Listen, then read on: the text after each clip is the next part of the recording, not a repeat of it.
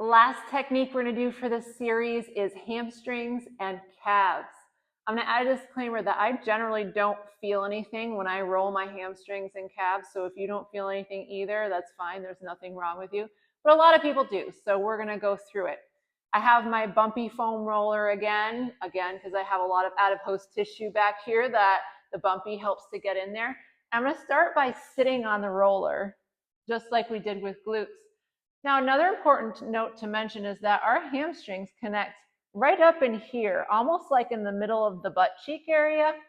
And so a lot of times it can get caught up if you feel like your hamstring is constantly getting caught. It could be just coming from the attachment point up in the glutes here. So you might find it helpful usually to either sit on a bumpy roller, or I a lot of times give people a tennis ball and have them actually just sit in a chair on the tennis ball, and that can actually loosen up the whole length of your hamstring.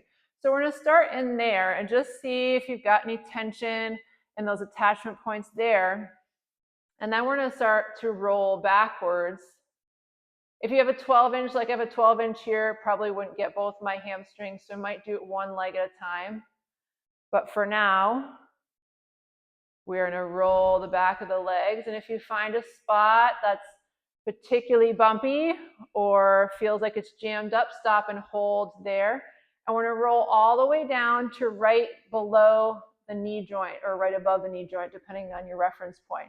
We're not going to roll through the back of the knee because, again, there's nothing in there we need to be rolling over.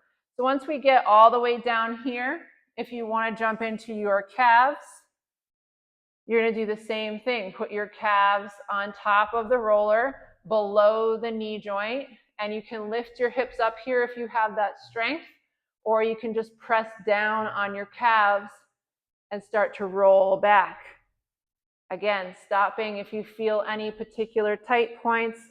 Breathe, let it release, and then keep going all the way down to the bottom of the leg.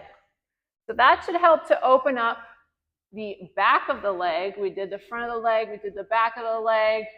I think that completes the series. Thanks for joining me.